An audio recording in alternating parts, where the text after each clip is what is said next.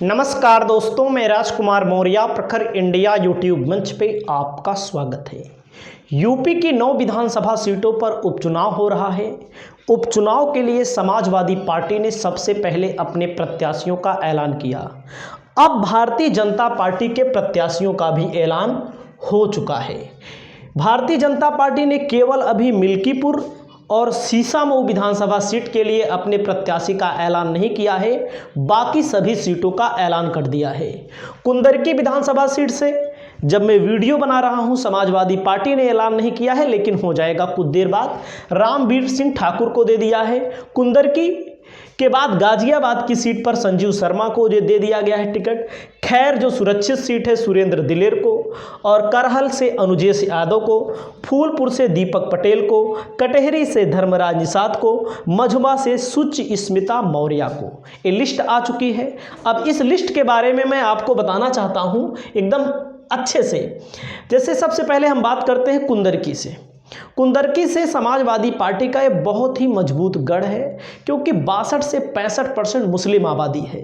BJP पिछले कई चुनावों से यहाँ पर चुनाव नहीं जीत पा रही है, और अब की बार भी हमको नहीं लगता जीत लेगी। बाकी उपचुनाव है, कुछ भी हो सकता है। मैं बार बार कह रहा हूँ, कुंदरकी से समाजवादी पार्टी किसे टिकट देती है ये आने वाला समय बताएगा। 2-4 घंटों के बाद समझ में आ जाएगा सब कुछ। वहीं पर दोस्तों अगली सीट समाजवादी पार्टी के सामने उतारा गया है गाजियाबाद। गाजियाबाद की सीट पर फिर समाजवादी पार्टी अब की बार चुनाव लड़ रही है। इसके पहले कांग्रेस लड़ा करती थी। 70 हज़ार वोटों से कांग्रेस चुनाव हारती थी। 70 हज़ार बहुत होता है, लाख वोटों से हारती थी। तो आपको यहां पर हम बताना चाहेंगे, कांग्रेस नहीं लड़ रही, अब की बार समाजवादी पार्टी लड़ रही है गाजियाबाद। गाजियाबाद बीजेपी का बहुत मजबूत किला है, बहुत बड़ा गढ़ है।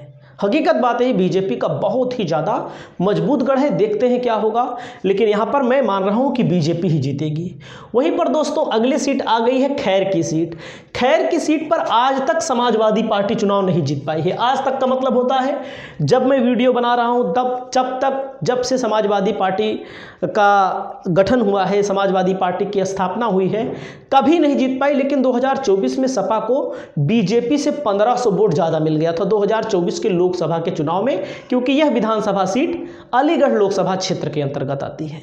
तो यहाँ पर कांटे का मुकाबला हो सकता है। यहाँ पर कुछ कहा नहीं जा सकता कौन जीतेगा। अभी समाजवादी पार्टी के प्रत्याशी को आने दीजिए। जहाँ तक ओमपाल सिंह समाजवादी पार्टी के प्रत्याशी हैं, यहाँ पर बीजेपी लगातार 2022 और 2017 में 70 हज़ार वोटों से चुनाव जीत चुकी है। तो बीजेपी का मजबूत किला ये भी कहा जाता है। लेकिन लोकसभा में मजबूत किला बीजेपी का कमजोर हो गया है। 1500 वोट जहां बीजेपी 70 हज़ार वोटों से जीता करती थी, यहां पर बीजेपी अब की बार 2024 में कितने वोटों से जीती है? जीती नहीं है। यहां पर बीजेपी चुनाव हारी है, लेकिन लोकसभा तो जीत गई है। दोस्तों मैं आपको बताना चाहता हूं, करहल की विधानसभा सीट से अनुजेश यादव को टिकट मिला है। हमारा जो मानना है, अनुजेश यादव तेज प्रताप यादव के सामने लड़ाई होगी। अनुजेश यादव नहीं जीत पाएंगे हमको जो लगता है, और तेज प्रताप यादव, क्योंकि ये करहल जो है 60 हज़ार, 70 हज़ार, 60 हज़ार, 50 हज़ार, 40 हज़ार वोटों से समाजवादी पार्टी जीतती रही है। करहल में जो अनुजेश यादव हैं, इनकी भी अच्छी खासी पैठ मानी जाती है। लेकिन जो यादव परिवार है, जो यादव बेल्ट है, ये अखिलेश यादव को ही अपना सब कुछ मानता है। तो मैं नहीं मानता करहल की बीजेपी चुनाव यहाँ पर जीत लेगी। यहाँ पर 1,40,000 यादव हैं, 60 से 70 हज़ार शाक्य हैं, बघेल हैं, मुस्लिम हैं। मतलब कि कुल मिलाकर के यादव ही जिसको वोट दे दें, लगातार यादव ही चुनाव जीतता हुआ आया है। तो इसीलिए भारतीय जनता पार्टी ने यादव को टिकट देने का काम किया है। वहीं पर दोस्तों मझवा सीट है, ज्योति बिंद को समाजवादी पार्टी ने टिकट दिया हुआ है। मझवा, वहां पर बिंद सबसे ज्यादा है, लगभग 60 हज़ार। ब्राह्मण लगभग वहां पर वही 60 हज़ार, 50 हज़ार के करीब में ब्राह्मण भी हैं मझवा। और 2024 का जब चुनाव हुआ था तो 1762 वोट समाजवादी पार्टी को अनुप्रिया पटेल के मुकाबले कम मिला था। लेकिन रमेश बिंद उस सीट पर अच्छा खासा प्रभाव रखते हैं, ज्योति बिंद के पिताजी हैं, और लगातार वहां पर मजबूती के साथ चुनाव लड़े हैं, 3 बार विधायक रहे हैं। तो एक मजबूत सीट समाजवादी पार्टी के लिए मानी जा रही है। लेकिन समाजवादी पार्टी का जो इतिहास है, समाजवादी पार्टी वहां से कभी चुनाव जीत ही नहीं पाई है। हकीकत जो है उसको मैं बता रहा हूं। बाकी चुनाव है, चुनाव कोई भी जीत सकता है, कोई भी हार सकता है। अगली सीट है दोस्तों फूलपुर की सीट पर समाजवादी पार्टी ने मुस्तफ़ा सिद्दीकी को टिकट दिया है, बीजेपी ने दीपक पटेल को। और सब जान रहे थे कि पटेल को ही बीजेपी टिकट देगी, क्योंकि पटेल बाहुल्य इलाका माना जाता है, लेकिन सबसे ज़्यादा दलित हैं, उसके बाद यादव हैं, उसके बाद पटेल हैं। दलित करीब 75,000 हैं और यादव करीब 70,000 हैं। उसके बाद 60,000 पटेल हैं और 60,000 ही मुसलमान हैं, और 30-35 हज़ार यहाँ पर मुस्लिम आबादी भी है, मौर्य आबादी भी यहाँ पर 30-35 हज़ार के करीब में है। ऐसा पाल भी 30-35 हज़ार के करीब में है। तो कुल मिलाकर के इस सीट पर जब 2022 का विधानसभा का चुनाव हुआ था फूलपुर में, 2022 के चुनाव में समाजवादी पार्टी को 2700 कुछ वोटों से हार हुई थी। 2792 ऐसे कुछ वोट था जो हार गए थे समाजवादी पार्टी के प्रत्याशी। और बसपा ने यहाँ पर ठाकुर को उतारा है, समाजवादी पार्टी ने यहाँ पर मुस्लिम को उतारा है, और इस सीट पर कब की बार कांटे की फिर लड़ाई होने की उम्मीद है। और 2024 के लोकसभा के चुनाव में 18 साढ़े 18 हज़ार वोट समाजवादी पार्टी को बीजेपी की तुलना में ज़्यादा मिला था फूलपुर की सीट पर। वहीं पर दोस्तों मैं आपको बताना चाहता हूँ, खैर की सीट मैंने बता दिया, गाजियाबाद की सीट मैंने बता दिया, और मीरापुर बीजेपी नहीं लड़ रही है, मीरापुर आरएलडी लड़ रही है।